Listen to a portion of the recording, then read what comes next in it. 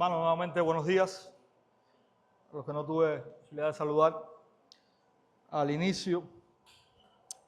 Saben, uno de los errores más comunes que muchas veces cometemos, sobre todo leyendo libros como el libro de los Hechos, que es un libro donde se nos narra el comienzo de la iglesia. A veces nosotros pensamos que vamos a leer una historia tan fascinante que va a estar exenta de cualquier tipo de errores, cualquiera que estos sean.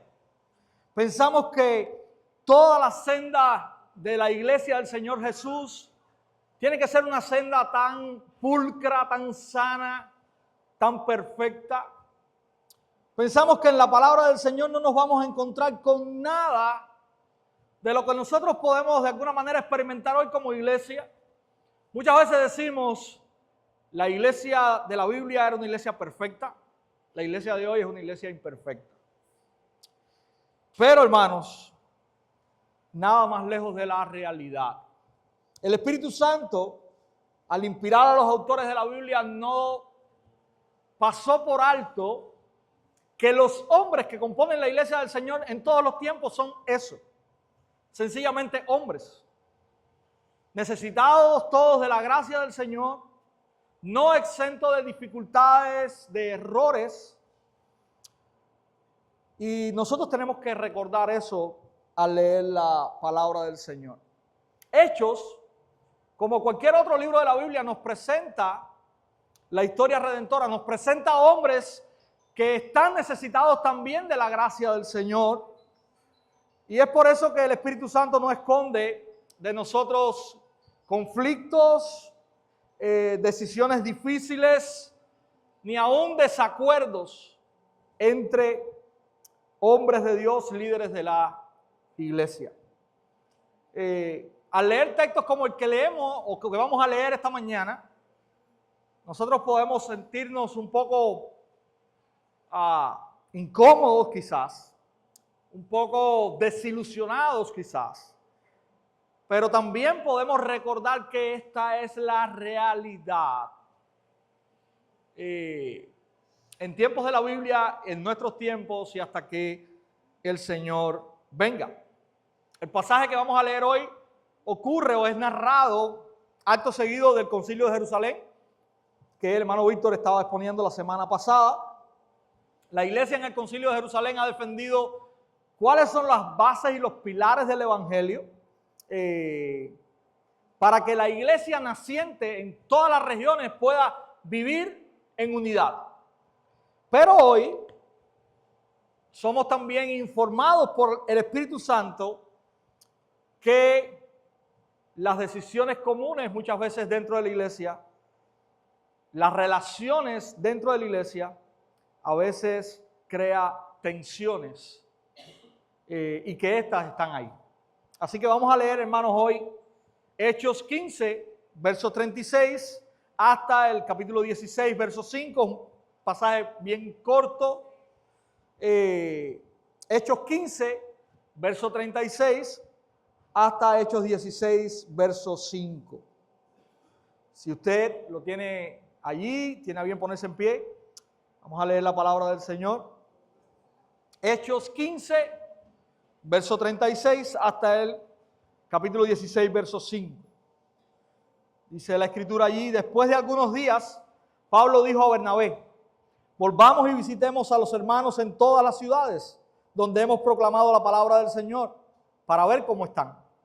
Bernabé quería llevar también con ellos a Juan, llamado Marcos, pero Pablo consideraba que no debían llevar consigo a quien los había desertado en Panfilia y no los había acompañado en la obra.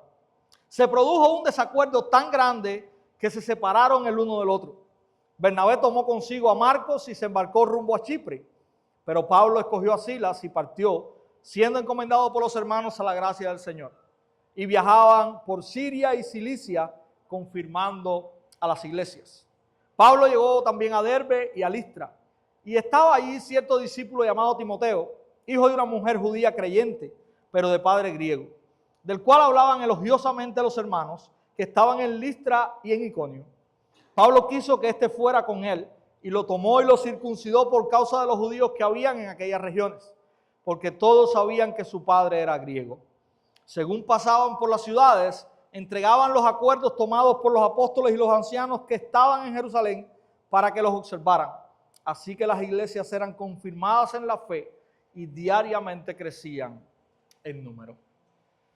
Señor, aquí está tu palabra. Nosotros te pedimos en esta mañana, Señor, que tú hables a nuestros corazones por medio de ella y que, oh Dios, por medio de tu Espíritu Santo podamos entenderla. Y también, Señor, tú nos permitas ponerlas por obra, Señor. Que la exposición de ella pueda ser clara, que realmente, Señor, pueda persuadir nuestros corazones a la obediencia y que, Padre, tú alimentes nuestras almas con la fiel y suficiente palabra tuya. Oramos en el nombre de Cristo. Amén. Hermanos, hemos titulado el sermón de esta mañana, la misión de Dios entre siervos imperfectos.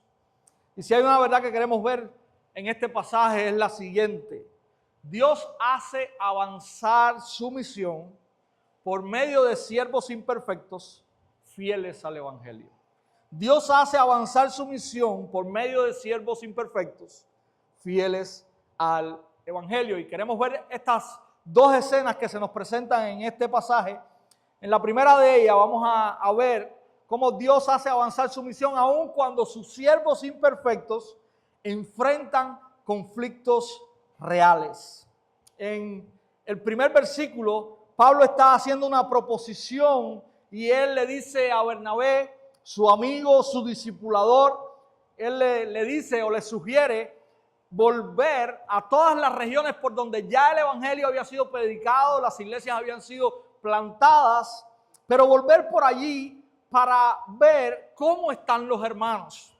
Esta propuesta de Pablo es una propuesta interesante, porque Pablo está teniendo en mente algo que es importante.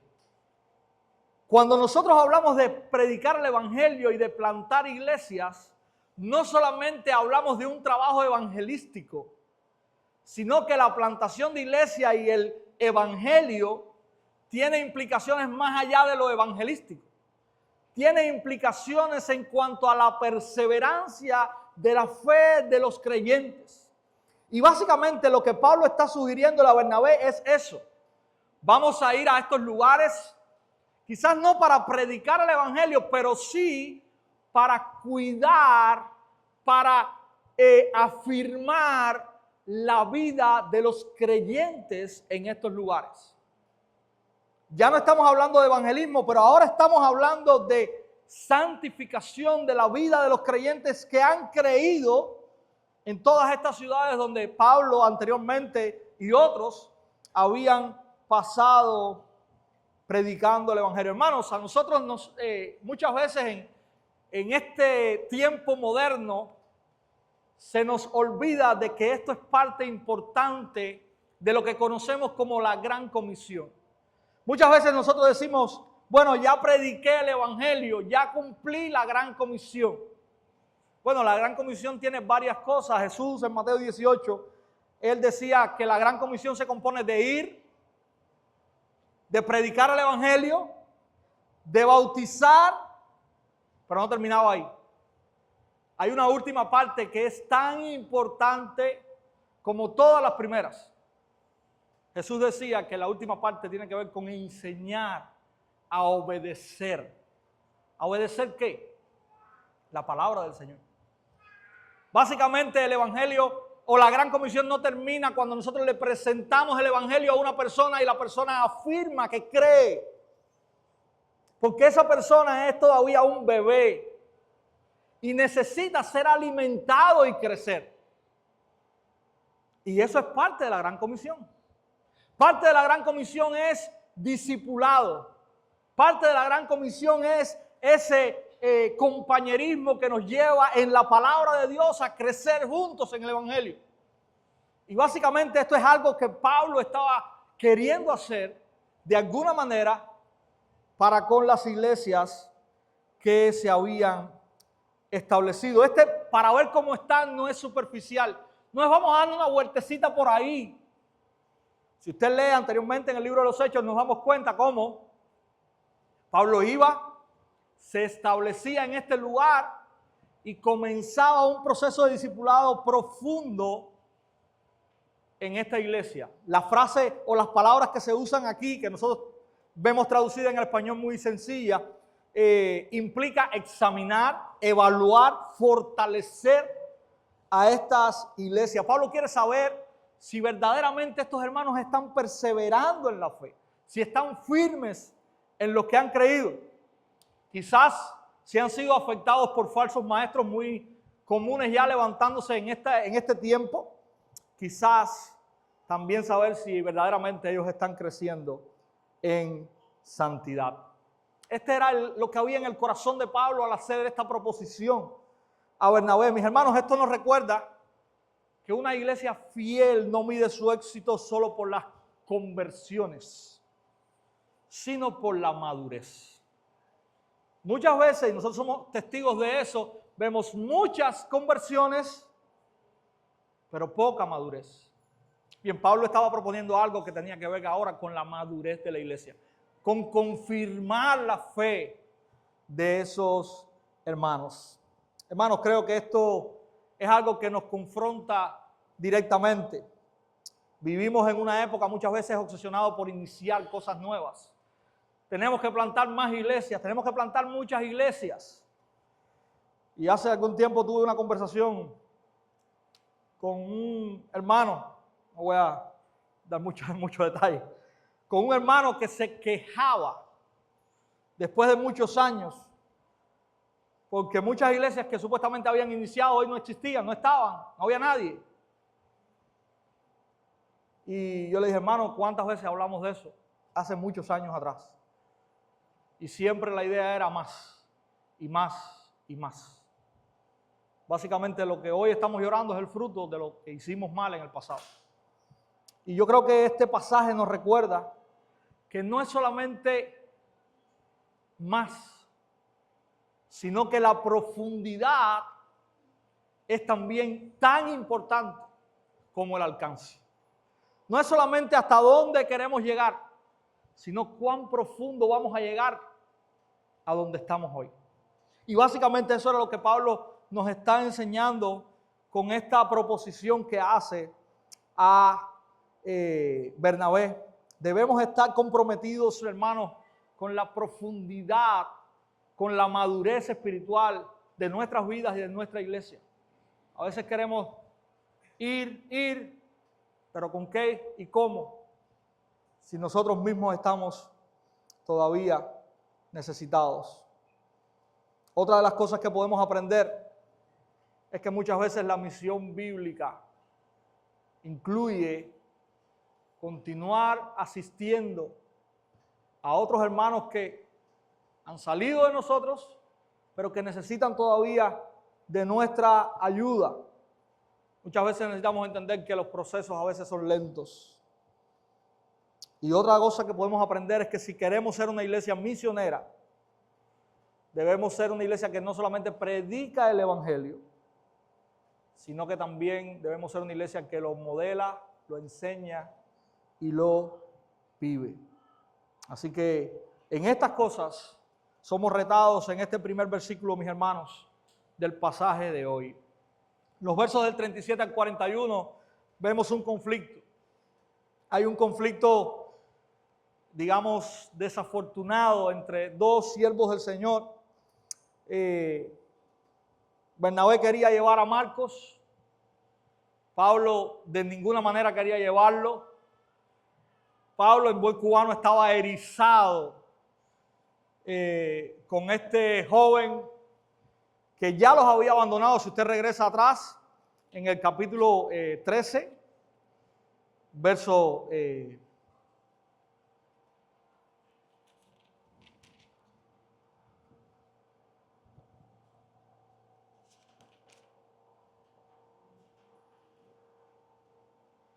13, allí vemos cómo dice la escritura, y Pablo y sus compañeros navegaron desde Pafos y llegaron a Perge de Panfilia, pero Juan, este Juan Marcos, se apartó de ellos y regresó a Jerusalén. Entonces este fue el conflicto. No es un conflicto por una doctrina rara o errónea. No hay herejía. No hay un mal testimonio entre ellos. Sencillamente hay un desacuerdo entre si una persona va o no va. Hermano, yo diría que este es un conflicto innecesario. Porque era tan sencillo como decir, ok, vamos a llevarlo. Si vuelve a virar para atrás, que regrese. Era tan sencillo como decir, vamos a ir a Oriente. Si de Camagüey quiere virar para atrás, que coja botella en el punto de recogida. No hay ningún problema con eso. Sin embargo, vemos cómo Lucas nos narra, verso 39, que dice que se produjo un desacuerdo tan grande, cuando usted le dice, la razón ameritaba esto. Y cuando usted busca estas palabras que Lucas muestra o narra como un desacuerdo, es algo que no tenía reconciliación en ese momento. A tal punto que Lucas continúa diciendo que Bernabé tomó consigo a Marcos y se fue a Chipre, y Pablo tomó consigo a Silas y partió a Siria y Cilicia. Hermanos, no sabemos por qué. Lucas no nos los narra. Lo que parece ser algo tan superficial se convirtió en este momento en un desacuerdo que llevó a la separación de estos dos siervos de Dios. Probablemente tenga mucho que ver con el carácter de ellos. Recuerden que Bernabé era conocido como el hijo de consolación. Era la persona que probablemente le gustaba pasar la mano, como decimos en buen cubano, pasar la mano, dar otras oportunidades. Fue el hombre que acogió a Pablo cuando nadie quería ver a Pablo. Cuando los cristianos decían, pero ¿y este qué hace aquí? Bernabé lo recibió y lo discipuló. Probablemente Pablo no haya recordado eso en esta desavenencia. Pablo, por otra parte, parece que era más o estaba más enfocado en que nada estorbara a la misión que iban a seguir. Ambos probablemente estaban influenciados o motivados por principios bíblicos. Uno enfatizaba la restauración de Marcos, el otro enfatizaba que Marcos no había sido responsable, pero esto trajo un desafortunado conflicto. Lucas no lo suaviza, Lucas lo muestra tal cual fue. Él dice que fue un desacuerdo fuerte, fue un desacuerdo lo suficientemente serio como para dividirlos. Lucas no toma partido aquí. Lucas no dice Pablo tenía la razón o Bernabé tenía la razón. Lucas sencillamente nos muestra el conflicto y sigue su narración. Si Lucas no lo hizo, yo tampoco lo voy a hacer.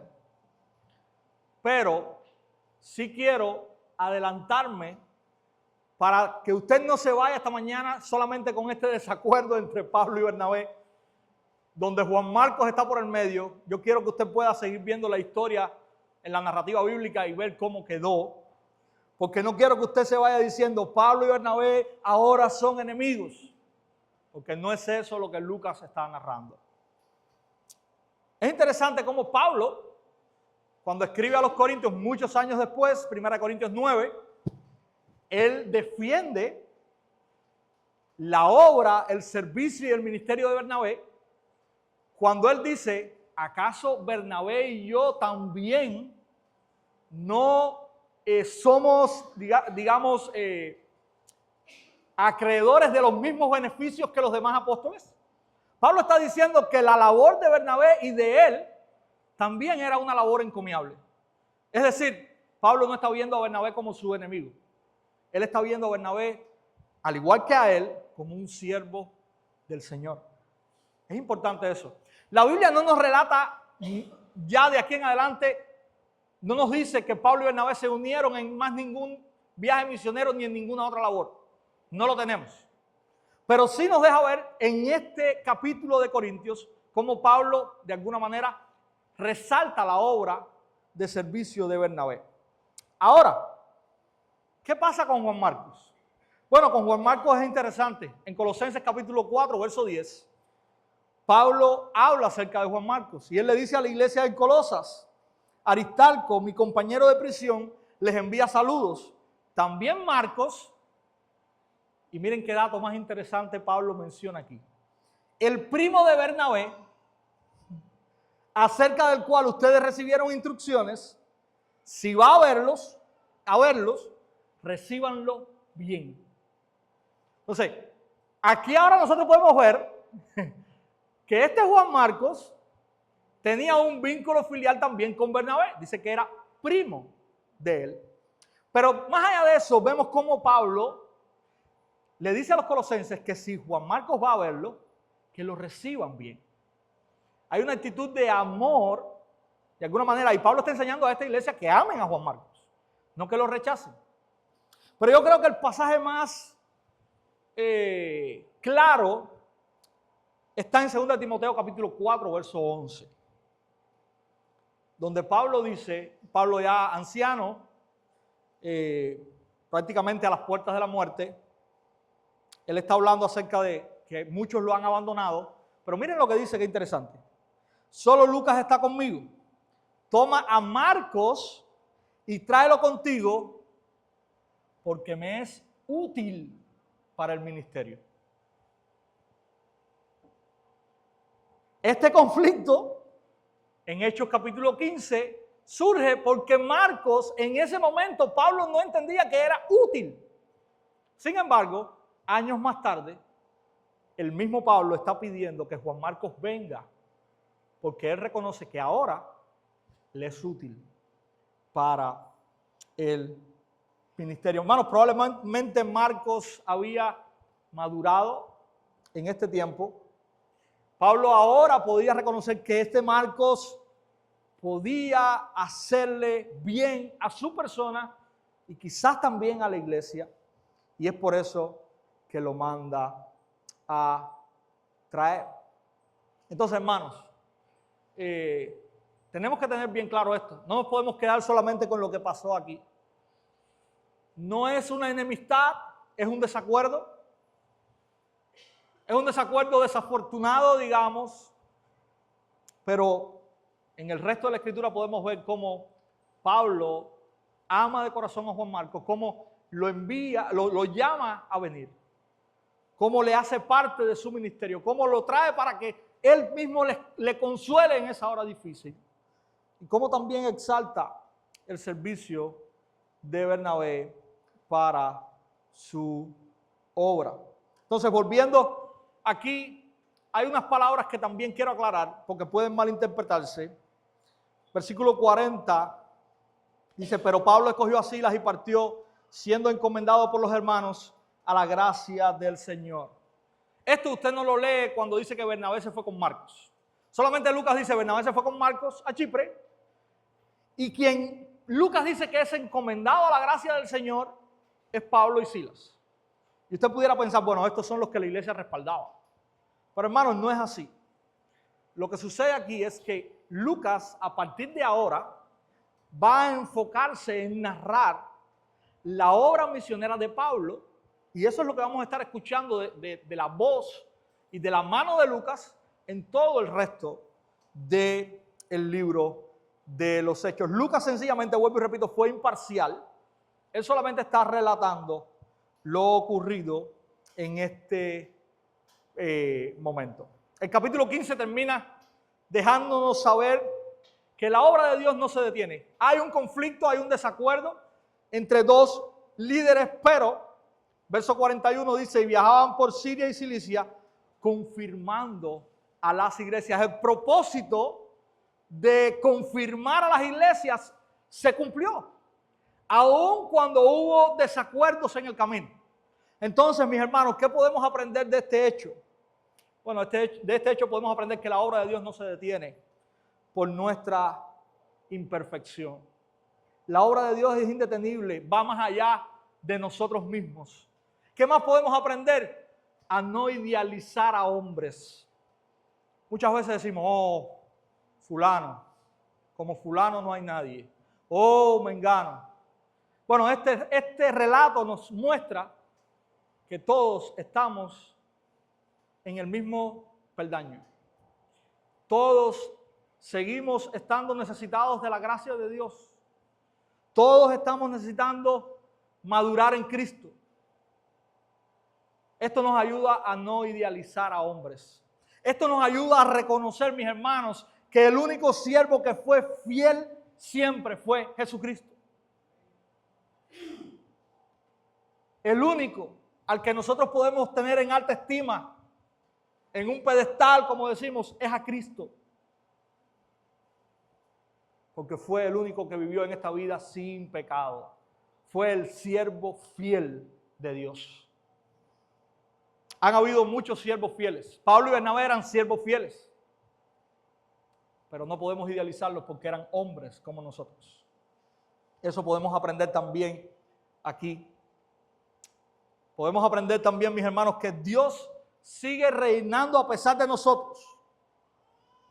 Y que su obra no se detiene por los conflictos que nosotros podamos tener. En la segunda parte o la segunda escena, mis hermanos, capítulo 16, versos del 1 al 5, también podemos ver que Dios hace avanzar su misión, aun cuando sus siervos imperfectos, actúan con fidelidad al evangelio. Y hay alguien que entra en escena ahora, versos 1 y 2, dice: Pablo llegó también a Derbe y a Listra, y estaba allí cierto discípulo llamado Timoteo, hijo de una mujer judía creyente, pero de padre griego, del cual hablaban elogiosamente los hermanos que estaban en Listra y en Iconio. Timoteo no aparece como una figura improvisada. Timoteo es un discípulo, tiene buen testimonio, dice el versículo 2, en la iglesia lo reconoce, y Pablo, al escuchar esto, parece que le llamó la atención y él quiere que Timoteo le acompañe. Y mis hermanos, para mí este pasaje tiene una tremendísima también enseñanza. Pablo era un hombre que no dejaba pasar desapercibido siempre que había un hermano para tomarlo, discipularlo. Pablo es el mismo que le dice a Timoteo años después: Timoteo, esto que has oído y aprendido de mí, encarga también a hombres fieles que sean idóneos para enseñar a otros. El discipulado estaba en las venas de Pablo. Y básicamente, al llegar a esta región y escuchar de Timoteo y ver cómo este joven era un joven de buen testimonio y reconocido por la iglesia, Pablo dijo: este me lo llevo. Pero Pablo no se lo llevó solamente para que lo acompañara. Este acompañamiento iba a ser un camino de discipulado para Timoteo. Este que años después Pablo iba a llamar hijo amado. Este que iba a ser entrenado, discipulado personalmente por Pablo. Allí Pablo lo conoce. Pablo no está buscando una compañía para el viaje, sino esta oportunidad para poder discipular e invertir en la vida de Timoteo. Quizás las cualidades que Pablo todavía no ha visto en Juan Marcos, las vio ahora en Timoteo. Y esto es interesante, hermano. La historia de Timoteo y la de Juan Marcos es muy parecida. Ahí dice que Timoteo era hijo de una mujer judía creyente. Si usted va a la primera carta de Timoteo, usted va a ver cómo Pablo está hablando de cómo Timoteo ha sido discipulado por su abuela y por su madre. Pero Juan Marcos tuvo una historia muy parecida. Si usted va a Hechos 12, lo acabamos de ver hace unas semanas. Si usted va a Hechos 12, usted recuerda que Pedro está en la cárcel. La iglesia está orando para que Dios haga un milagro y Pedro salga libre. Pedro sale de la cárcel, ángeles van y lo rescatan. Pedro sale, toca la puerta de una casa. En esta casa la iglesia se reúne. ¿Y era la casa de quién? Bueno, era la casa nada más y nada menos de María. ¿Y quién era María? La mamá de Juan Marcos. Era la mamá de Juan Marcos. Vaya a Hechos capítulo 12, versículo 13, y ahí lo va a ver. Entonces, este Juan Marcos también ha crecido en medio de una familia, digamos, celosa de la palabra de Dios. Ahora ha podido escuchar y creer en el Evangelio. Y las historias de Timoteo y de Juan Marcos son parecidas. Esto es increíble. Sin embargo, Pablo ve algo en el corazón de Timoteo que no ve todavía en el de Juan Marcos. Solo les quería decir esto para que lo tengan en cuenta. ¿Qué podemos aprender, mis hermanos, de esto? Bueno, en primer lugar, es que debemos andar con los ojos abiertos. Y debemos andar con los ojos abiertos mirando las oportunidades que el Señor nos da para establecer relaciones que nos permitan discipular a otros. Y esto va para nosotros los pastores, pero va también para todos los hermanos de la iglesia. Usted puede ser un miembro de la iglesia. Cuando usted ve a alguien a su lado, usted debe verlo como alguien con el cual usted puede trabajar. Pueden abrir la Biblia juntos y pueden crecer juntos en el Evangelio. Yo creo que esa es una necesidad grande que la iglesia tiene y que no está explotando. Hermanos, necesitamos discipular y ser discipulados. Abra los ojos para esto. Vea a quien tiene a su alrededor, vea a quien tiene cerca. Tomen un tiempo a la semana, abran la Biblia juntos, estudien la Biblia, anímense unos a otros, exhórtense unos a otros. A veces pensamos que el discipulado es algo tan que nosotros no sabemos, no podemos hacerlo. Eso es discipulado. Cómo ser animados juntos en la palabra del Señor. Cómo confesar los pecados unos a otros y orar unos por otros. Cómo ser animados en la palabra. Eso es discipulado. En el verso 3, mis hermanos, ocurre algo interesante. Dice que Pablo quiso que éste fuera con él y lo tomó y lo circuncidó. ¿No les llama la atención eso? Bueno, ¿y qué pasó aquí? Si en Hechos 15, en el concilio de Jerusalén, se había dicho que la circuncisión, olvídense de eso. El asunto está en la razón por la que Pablo circuncida a Timoteo. Dice verso 3, por causa de los judíos que había en aquellas regiones, porque todos sabían que su padre era griego. Aquí hay una diferencia. Pablo circuncida a Timoteo no para salvación. Pablo circuncida a Timoteo para que no fuera un estorbo a la hora de predicar el evangelio a los judíos que estaban en aquellas regiones. Miren la diferencia de Hechos 15:1. Miren el entendimiento de la circuncisión que había. Algunos que llegaron de Judea enseñaban a los hermanos, escuchen, si no se circuncidan conforme al rito de Moisés, no pueden ser salvos. La circuncisión o lo que se debatió en el concilio de Jerusalén era que la circuncisión no daba salvación. Y Pablo aquí está reconociendo, primero, que Timoteo es un creyente, que tiene buena reputación entre los hermanos, pero que sin circuncidarlo quitaría el estorbo de llegar a los judíos y presentar el evangelio. Entonces, esa es la gran diferencia. Tenemos que entender las razones. Hay una razón en Hechos 15 que está mal, la circuncisión no salva, y eso fue lo que estaban discutiendo, y hay una razón distinta en la circuncisión de Timoteo en Hechos 16. Pero qué interesante ver la actitud de Timoteo, ¿verdad? Timoteo podía decirse, no, yo no me voy a circuncidar. Yo entiendo el evangelio, yo no necesito circuncidarme.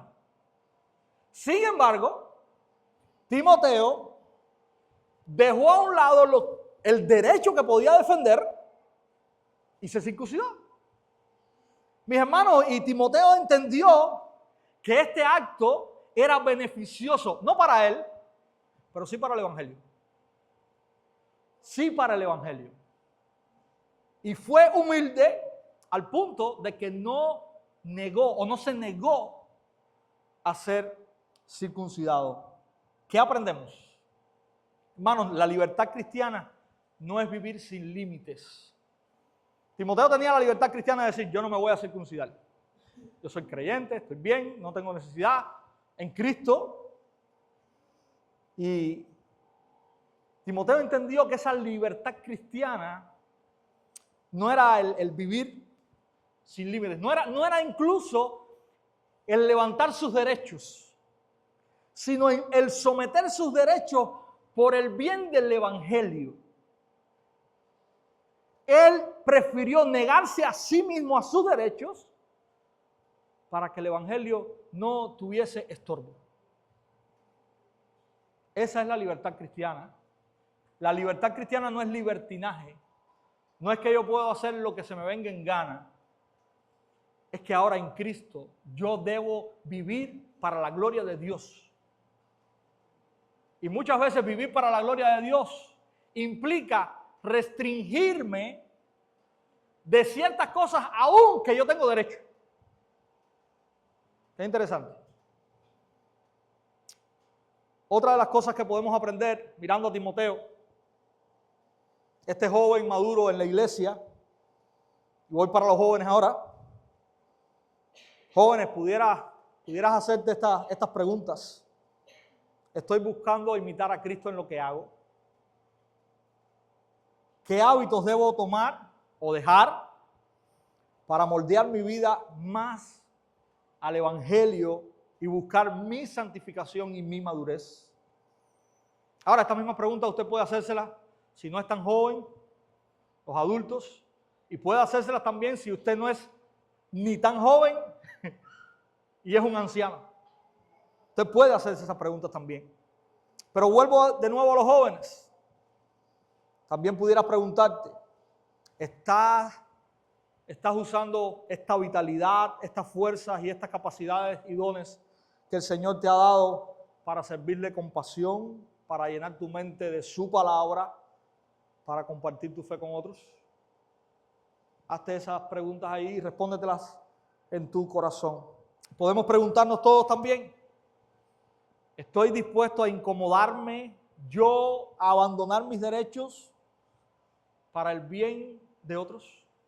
Para que otros escuchen el evangelio. ¿Estoy dispuesto a yo ceder derechos que tengo?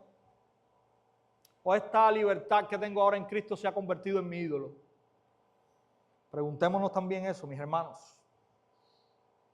Y para que no quede duda sobre el actual de Pablo, miremos los últimos dos versículos de hoy, verso 4 y verso 5. Pablo, Silas y Timoteo, se incluyó ahora Timoteo, están pasando por las iglesias establecidas para fortalecerlas en la palabra, para ver su salud espiritual, pero también para entregarles los acuerdos del concilio. Ellos están llegando a las iglesias, ellos están dejando los acuerdos que los apóstoles y los ancianos habían llegado, o a los que los apóstoles y los ancianos habían llegado en el concilio. Ellos se los están dando a las iglesias para que las iglesias puedan caminar juntas en unidad. Y hay algo aquí, mis hermanos. Ya estamos viendo iglesias establecidas, que están siendo confirmadas y que necesitan una base doctrinal. No sé si usted recuerda cuando predicamos Hechos 2, que hablábamos acerca de este pasaje que nos encanta y decíamos que las iglesias perseveraban. Decíamos que en una de las cosas que perseveraban las iglesias era en la doctrina de los apóstoles. Y yo les decía, gran parte de esa doctrina de los apóstoles que la iglesia estaba escuchando en ese momento tenían que ver con Cristo. Porque era el punto de choque entre el judaísmo y esta nueva, digamos, religión que estaba comenzando. Recuerden que el rechazo era un rechazo abierto a la persona de Jesús. Y precisamente esta iglesia naciente estaba defendiendo de que Jesús, ese que era rechazado por los judíos, era el centro de toda la historia redentora y era el Mesías que estaba anunciado en todo el Antiguo Testamento. Básicamente la enseñanza de los apóstoles en este punto, Hechos 2, era una enseñanza más bien cristológica. Probablemente no era lo único que enseñaban los apóstoles, por supuesto. Había todo un Antiguo Testamento que tenía también cosas para enseñar. Estaban las palabras de Jesús en sus 3 años y medio de ministerio. que tenía que ver con otras cosas, pero había una enseñanza fuerte en cuanto a cristología. Ahora hay otras cosas que enseñar. Ahora hay cosas de eclesiología que enseñar. Y básicamente nosotros estamos viendo cómo ya esta iglesia está, digamos, conformándose y confirmándose con unos estatutos de fe, una declaración de fe común para todas las iglesias del área. Eso es lo que Pablo, Silas y Timoteo están entregando a estas iglesias. Es una expresión común de doctrina y fe, pudiéramos decir, lo que el concilio de Jerusalén estableció para todas las iglesias. Mis hermanos, esto es importante porque vemos cómo ya hay una intención de consolidar. Esto es lo que nosotros creemos. Esto es lo que nosotros observamos y esto es lo que nosotros no observamos. Eso es lo que está haciendo el concilio. Y podemos entender, mis hermanos, que una iglesia confundida doctrinalmente puede crecer rápido, pero no crece sano. Mientras que una iglesia afirmada en el Evangelio, con una doctrina y una fe clara, puede quizás crecer lentamente, pero crece firme. Pero no necesariamente tiene que crecer lentamente. Si crece rápido, también va a crecer de una manera saludable. Y eso es lo que vemos en el versículo 5. Dice el versículo 5 que así que las iglesias eran confirmadas en la fe y diariamente crecían en número. Hermanos, la doctrina correcta siembra profundamente el evangelio puro en la iglesia. Una doctrina distorsionada o sencillamente no dar importancia a la doctrina deja a la iglesia a la deriva, abierta y a punto también de poder salirse de la verdad y perder el evangelio. Esa es la realidad. Cuando decimos la doctrina no importa o creemos en cualquier cosa, estamos a punto de perder el evangelio. Es por eso que esta iglesia naciente necesitaba saber cuáles eran los estatutos de fe que ellos iban a adoptar. Y era tan importante que estos emisarios estuvieron por todas las iglesias entregándoles personalmente esto a las iglesias de toda aquella región. Hermanos, concluyo. Este pasaje nos enseña que la misión de Dios avanza a pesar de nosotros mismos, a pesar de nuestros errores, de nuestros pecados, de nuestros males entendidos. Dios no se frena por eso. Dios avanza. El reino de Dios continúa avanzando a pesar de eso. El reino de Dios no depende de nuestra perfección porque no la tenemos. No somos perfectos, pero sí depende de la fidelidad de Cristo y esa es inmovible.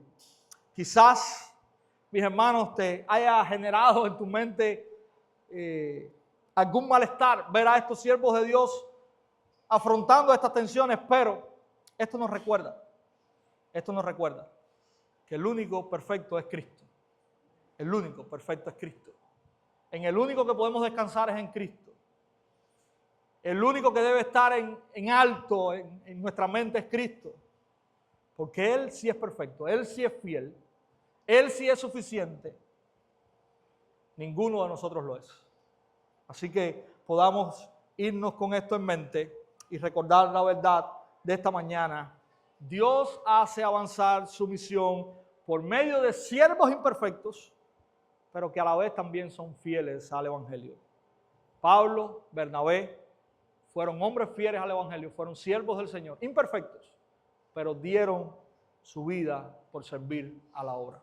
Así que el Señor nos ayude, el Señor nos bendiga y que podamos ser animados, exhortados con el mensaje de su palabra en esta mañana.